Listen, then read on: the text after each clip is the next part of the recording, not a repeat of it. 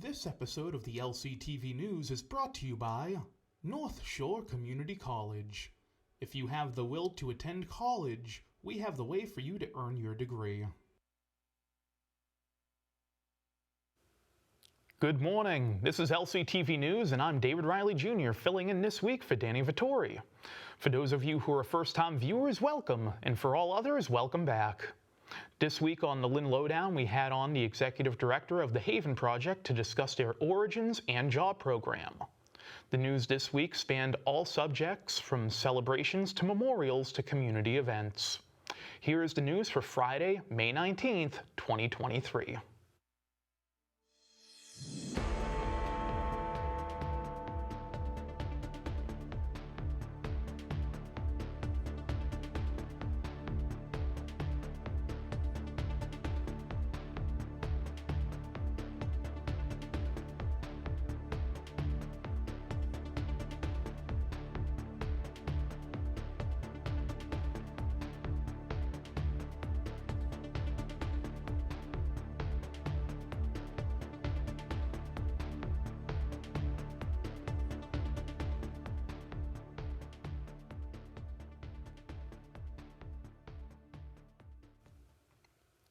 The city is partnering with LCTV, a textile collection company, to reduce textile waste in the city and educate residents. In April alone, residents moved about 170 pounds of clothes from the trash, and with an additional 118 pounds in March. The city put a focus on teaching residents about what to do with textiles after the Massachusetts Department of Environmental Protection put them on the list of prohibited items, which cannot be put in incinerators or disposals. This is a win-win for the city, as they do not have to pay waste disposal fees and is paid by LCTV per pound for the textiles they collect. The company then works on reselling and redistributing the clothes through thrift shops and open houses. On Saturday, the Demarcus YMCA hosted their Stride Along the Tide 5K in Nahant. 300 runners came together to raise money for the Y, which is used to help fund programs including aid with memberships and youth development. Here is more from the event.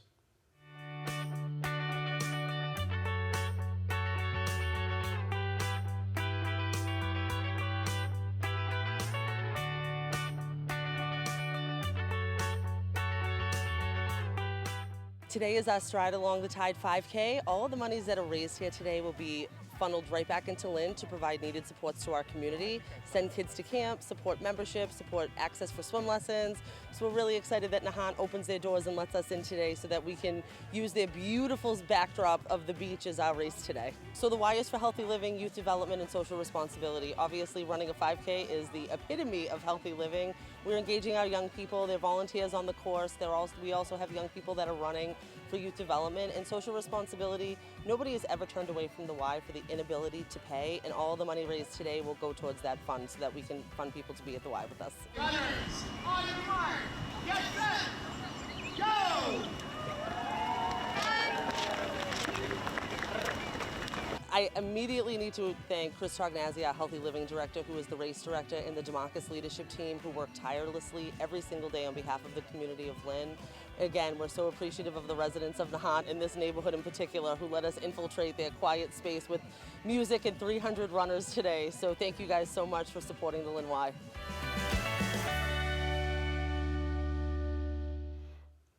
Lynn is partnering with Sofa Talk to install info kiosks around the city.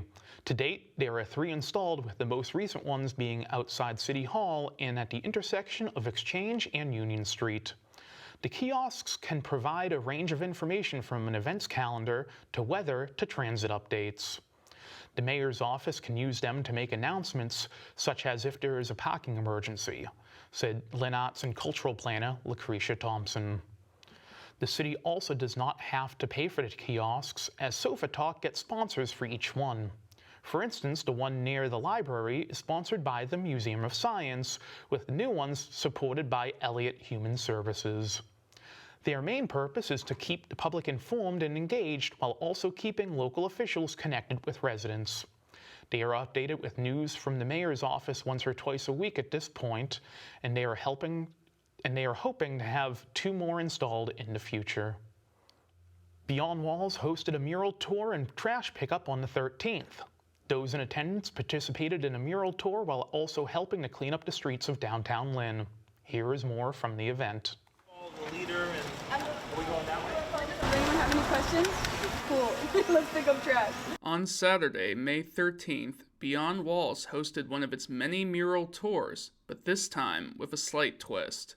As well as learning about the murals in downtown Lynn, volunteers also helped collect trash and litter left on the sidewalks of streets ranging from Mount Vernon Street to Exchange Street. Hosting the event was Vice President Philip Fagan, with Communications Manager Catherine Herbst Rubio serving as tour guide. Sponsorships included the Department of Public Works of Lynn, Spur Inc. out of Marblehead, and the Lynn Police Department, who helped to guide traffic as the group made their way through downtown Lynn. Volunteers were provided gloves, trash bags, trash pickers, shovels, rakes, and more. This is the first of many events for Beyond Walls this summer. If you're interested, you can check them out at beyondwalls.org for more information. For LCTV News, I'm Josh Englander. Brush fires have been burning in Lynn Woods since last weekend, and access to trails north of Walden Pond is now prohibited. Ox Pasture Road and Overlook trails from Great Woods Road to the Linfield line are included in this restricted area. As of May 17th, the Pennybrook entrance will also be closed to the public. The Lynn Fire Department is working with both DCR and the state police and have contained the flames, but due to smoldering bush and stumps, it is still not safe for the public. On May 18th, it was determined by the fire department and state police, as well as the Fire Explosive Investigation Unit, that 8 fires were intentionally set on May 12th, 13th, and 17th. Over 400 acres of land have burned due to these fires, and it is fortunate no serious property damage or injury occurred, according to Lynn Fire Chief Dan Sullivan. Anyone with information is encouraged to contact the Arson Watch Reward Program or the State Police and Fire Explosive Investigation Unit, who are offering up to a $5,000 reward.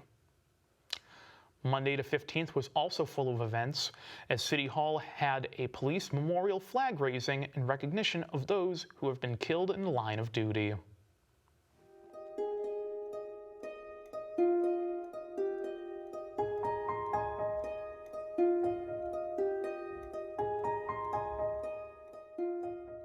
It's become our tradition each year to gather during Law Enforcement Memorial Week to participate in this flag-raising event in honor of our peers who have made the ultimate sacrifice. During calendar year 2022, 118 new names were added, had that regretful honor of being added to the wall. It is a really important reminder of the obligation that we have to continue to set aside these moments of reflection to honor the sacrifice of those officers who have given their lives in service of their mission to protect and serve the community, and a reminder for us as a community to be there for our officers. Part of that commitment to safety includes our continuing commitment to all of you to provide the training necessary so that you have the knowledge and tactics necessary to mitigate threats as much as possible. We are committed to continue to work to a greater understanding of the trauma that you all experience and to implementing programs that support you and help you while acknowledging all that you've endured. Some of the most proud moments that I have as mayor are the moments where we get to swear in our new officers, which have been doing a lot recently as the force is growing and turning over. So today, as we join together to raise the Peace Officers Memorial Flag in honor of those who have fallen, I also want to say thank you to you for your continued service, your dedication, and your professionalism.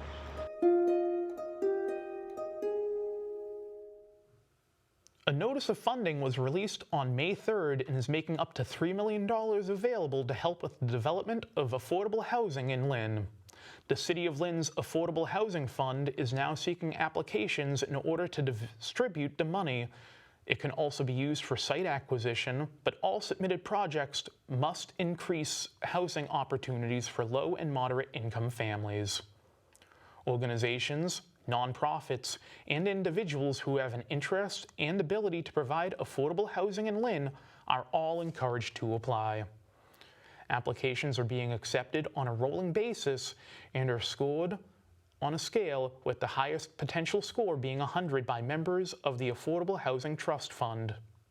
There are multiple criteria being evaluated, including development team capacity, financial feasibility, affordability objectives, alignment with housing production plan, and community engagement. The Lynn Senior Center also celebrated their one-year anniversary on May 15th. City and state officials were in attendance and even got the chance to walk the red carpet as they reflected on the importance of having a center in Lynn.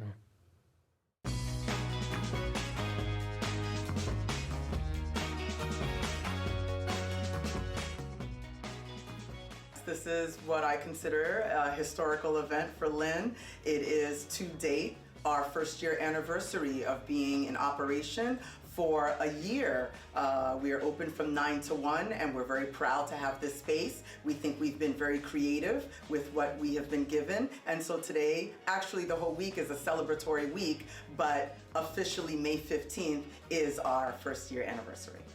So we're bringing you a citation, hopefully made of paper, it could be made of something else, but hopefully recycled paper. That we're gonna give you a citation as your first anniversary gift. What you have built here, you the seniors, is so special, and we are so proud to be a part of it. It is amazing. Congratulations to you. It's everything, not just for the seniors, but for intergenerational experiences. I was just reminded today that, you know, as a society, we can be judged by how we treat our elders. And so I think that is a testimony today. And we hope that the seniors are very satisfied and happy with what has been offered thus far. And in these moments, we think about something new like this, some critical core function that has been reborn. It sort of reminds me of those questions of like, what is this all about that we're doing together? And you show every day that it's about being there for one another. Yeah. That it's about creating that community, that fellowship that Tanya mentioned, that feeds the soul. There's more to come. We have a lot of rabbits still to pull out the hats. But it's everything. It meets the challenges of loneliness. It meets challenges of food insecurity and just in needing some direction on further resources. We don't want to make it difficult on seniors to have to go from one point to another point. So we're trying to turn the Lynn Senior Center into a one-stop shop, head to toe, that you can get a massage, you can get a haircut or a barber, you can speak to someone, you can dance, you can, you know, more than bingo. We're just looking to bring the world in this space.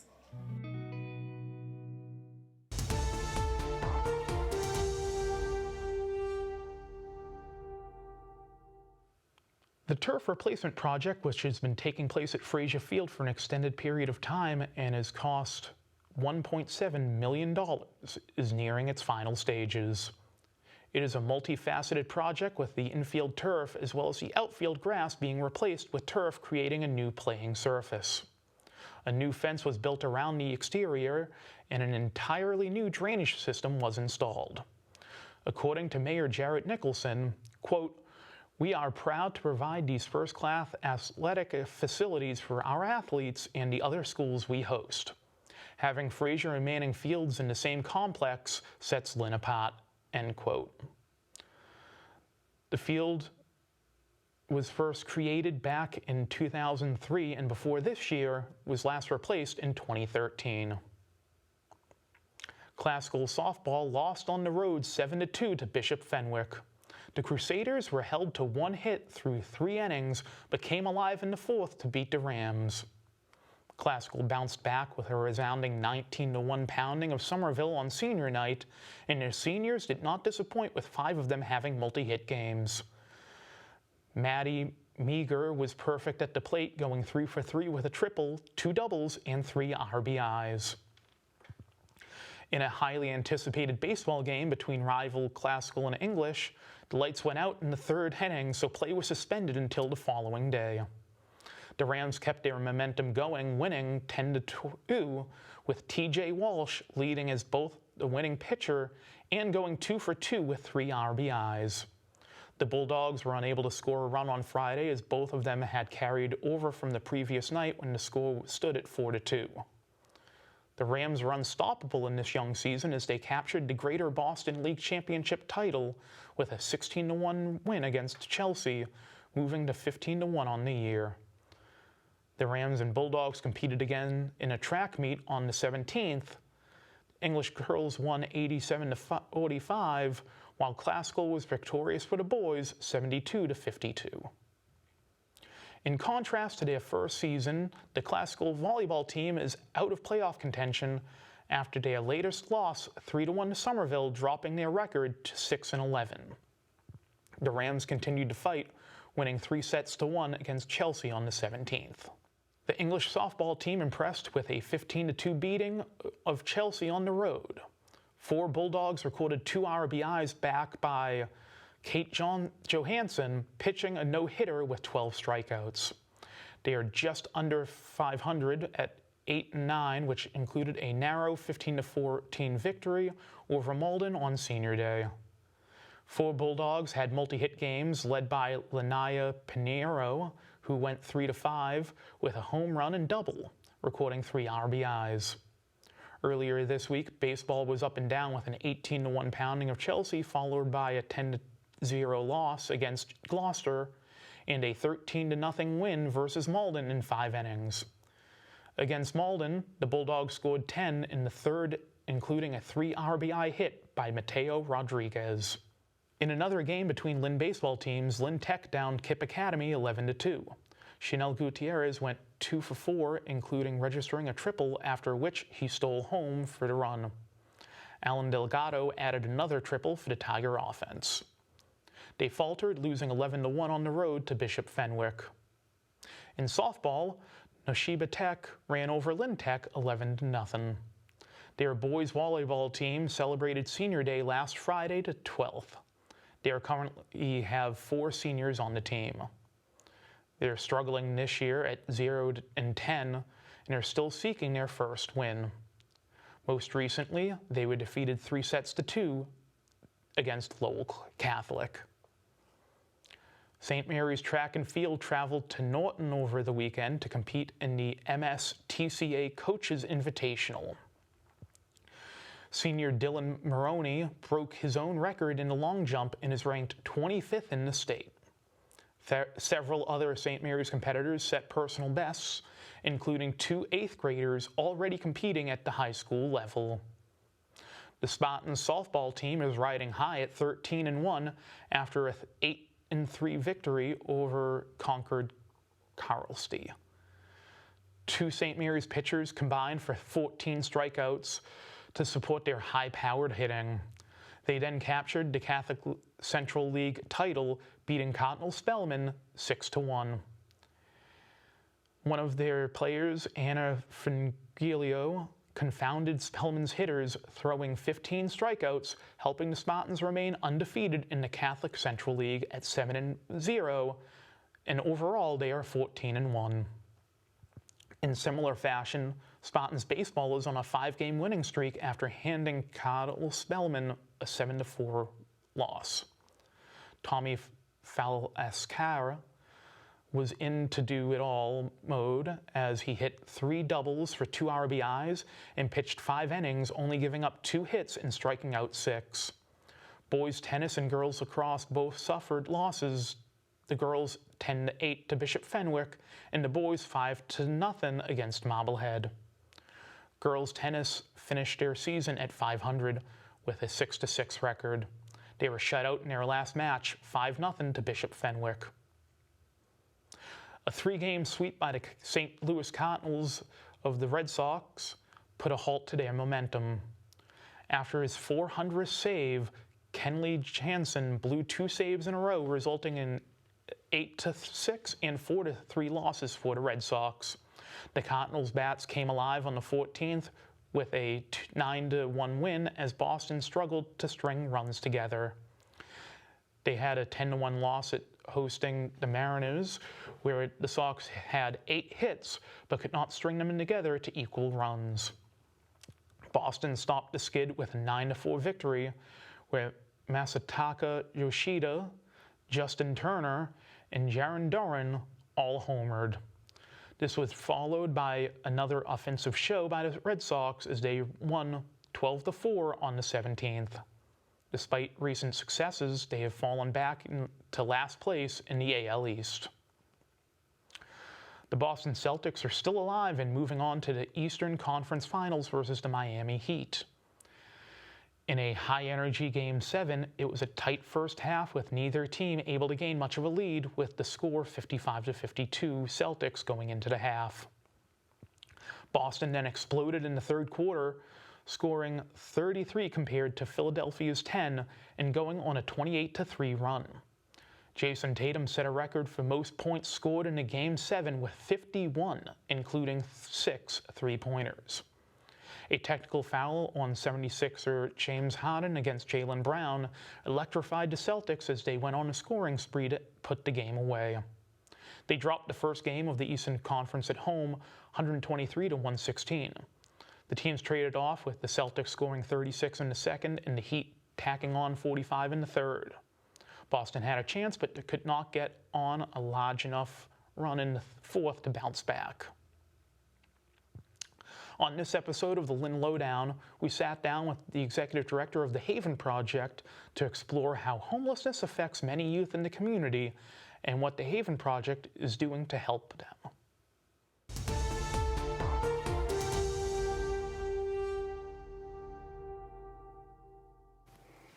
Good afternoon and welcome back to another edition of the Lynn Lowdown. I'm Dani Vittori, and today we have on a guest from the Haven Project, their executive director. Thanks for coming on the show. Thanks for having me. So, quickly, could you just introduce yourself and say a little bit about what the Haven Project is? Yeah, so my name's Tracey Sherrern. I'm the executive director of the Haven Project, and I've been with the Haven Project for about 2 years now. Great. And you have, I think it's 6, you said, areas of focus within the project that you talk about a lot. Yeah, so the Haven Project is a nonprofit, so we're a 501c3, and we've been a recognized nonprofit for since 2011. And we are located on 57 Munroe Street in Lynn, right above Land of a Thousand Hills Cafe, and we help homeless youth ages 17 to 24 find housing. And we do that through 6 focus areas, like you mentioned. With the first obviously being housing. Right now it's unattainable, unaffordable, and the youth who are living on their own and are housing unstable, maybe don't have a background education to get into college without help. They need support, and we're there to do that for them. I mean, I have the background, and I'm very privileged that I do, and even I'm like, I couldn't afford anything in this market. Yep. Yeah, everything, obviously with inflation, has made it just so far out of reach for this age group. I mean, like I said, if youth are walking out, if they don't have a high school diploma or a college degree or any kind of technical experience or background, then they're already so far behind. And if they're trying to apply for that and they don't know how to do their FAFSA form, who's going to help them do that? I at 17 years old, if I was on the street or homeless, I would have never been able to do that on my own. We don't expect them to, which is why we're there, and we try to do our best to help. And one kind of unique thing you do is you mentioned the coffee shop you're above. That's part of a job training program that you do for youth as well. Correct? Yeah, so Land of a Thousand Hills Cafe is at 61 Munroe Street, which is just below us. And the sole purpose of Land of a Thousand Hills is to be used as a job training program. So any given time, the youth behind the counter could be a client of ours. We do have baristas and a cafe manager, so it doesn't mean that they will be, but they're usually there working, cleaning, and behind the bar.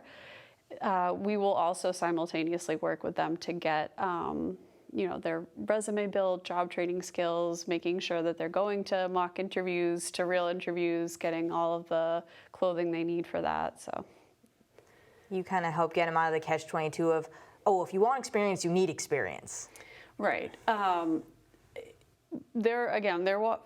It's a little different than the housing market. The job market right now is a bit better, and we've had quite the boom in the job market. So, not to say that it is kind of helpful to have that be there. Youth are not having that hard of a time getting a job. They have a hard time holding on to it if they're not housing stable, because they're possibly couch surfing or in a shelter and don't have a vehicle most likely. So all of those things are stacked against them. We'll work with youth who might come into us and not have an ID, which is a huge barrier. If they don't have an ID, they can't open a bank account, and there's all of these things that stack against them. So, and then there's further down the line a youth who may have just lost their job because they couldn't get there regularly because they're in a homeless situation. So, we certainly try to help with understanding that homelessness is so complex. There's so many things that go into it. It's not just housing. And like we said, with the 6 focus areas, we'll focus on housing, employment, health, community, making sure that the youth have social events, that we can have them attend and actually feel like a part of our community, which is huge for us. And you mentioned a little bit for some of your clients, so you do different client events with them where they get to socialize with each other? Yeah, so a lot of our clients they get to know each other by coming in. Some of them already know each other because they've referred each other to our program, which is actually just one of our favorite things about it, is getting a referral from a youth who had a good experience. I mean, that's you can't get better than that, really. But yeah, we host client events. We have drop-in centers twice a week. So in the afternoon, youth can come in and have a hot meal, which we're always looking for donations for those meals. And we, have tie-dye events. We'll have karaoke nights, making sure that they have that piece of their week they're looking forward to, because everyone needs that. Everyone needs that. Look forward to that socializing too. That's also so important. And a big event you have coming up in June is a kickoff for a Catalyst housing project. Yeah, so we've talked about the first 2 floors of our building. So the 3rd and the 4th floor, we are going to be building housing for homeless youth. It's the next step for us as an organization. We know that without permanent supportive housing, we're not going to be able to make the change that we want to make, so we're building it, which sounds simple. It's not. It's a huge project, and it's going to be 23 housing units for homeless youth. And yeah, we're going to have a kickoff party in June, on June 15th at Mission on the Bay in Swampscott. You said it may not be simple, but you're doing it. You saw a hole and you said, we're going to find a way to do this for them, which is incredible. Thank you. It's been 5 years in the making. It's been a lot of back and forth. But our hope is not just to stop there either, is to try and get more transitional crisis housing units for youth like this, so that we have a place for them to go immediately, and we have services to support them along the way, and we have the ultimate permanent supportive housing to have a long-term setup for them. So that's the hope. And how could people and youth who need you maybe learn a little bit more about your services? They can, if anyone wants to learn more about us, we have coffee chats that we try to set up that are monthly, and they can sign up for our newsletter. They can go to our website. They can reach out. We are always at the cafe, so the staff work right upstairs, and we're always in the cafe as well. So they can reach out, or they can give us a call and set up a time to meet if they want to talk more about youth homelessness.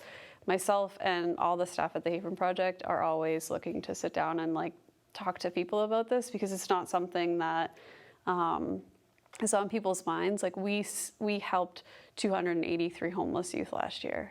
Wow. And that's a lot more youth than people think are actually out there struggling like this. I just think it's not on people's radar, and it wouldn't be unless they were dealing with it in their own life, which is normal. But it's just such an under the wire problem, and really we're just trying to bring awareness to it. So anybody who wants to reach out about it, I'm more than happy to sit and have a cup of coffee at our cafe. I've been to the cafe before. It's really nice. It's really good. Thanks. So. Yeah, it is good coffee. It's a social enterprise, so all of the funds from the cafe fund the Haven Project. It comes to us. And we're part of a franchise, Land of 1,000 Hills, so all of the coffee is ethically sourced from Africa, and it's just actually really good too, I agree. And so that's your big thing. In terms of, like, when you think about future planning, you said you don't want to stop there at the housing. What else have you been thinking about future-wise?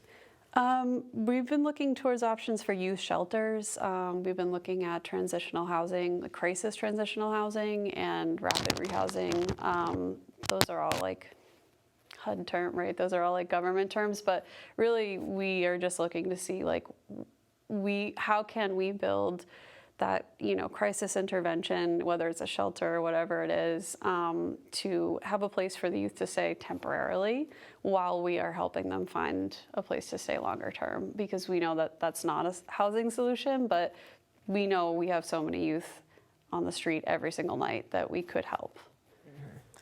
Providing them that first stepping stone. Yeah, and the supportive services to go along with it. I think part of what is so important for us as an agency is not just giving the opportunity, but helping them make the most of that opportunity and supporting them through all of that to make sure that they actually are able to succeed from that opportunity. And one other quick question, I can tell how passionate you are about it, and I probably asked this before, but how did you actually originally get involved in the Haven Project? Yeah, I am. I know I could talk. That's why I say people should just come down to the cafe. I could talk about it all day, and I do.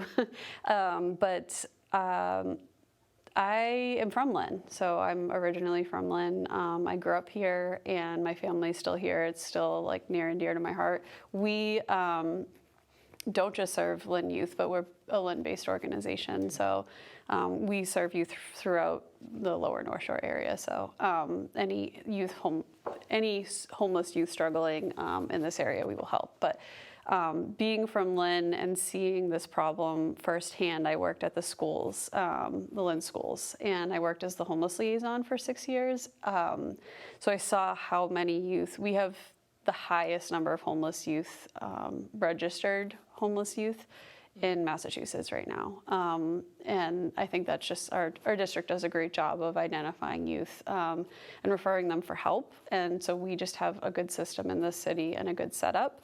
What we don't have, and what really nowhere has, is the support to go along with that, which is what we're really trying to continue to build. You said you could talk about it all day. We'll have to wrap up in a minute. Is there anything I hadn't asked you about, or anything else you wanted to mention?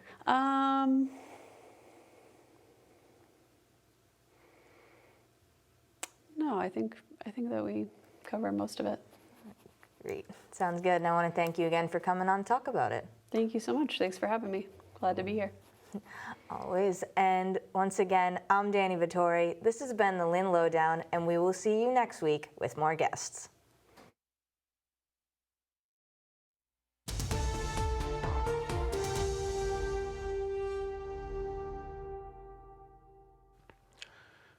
On the second and fourth Tuesdays of the month, National Grid has customer advocates stationed at City Hall to meet and discuss how customers can save on their home energy bills and get assistance.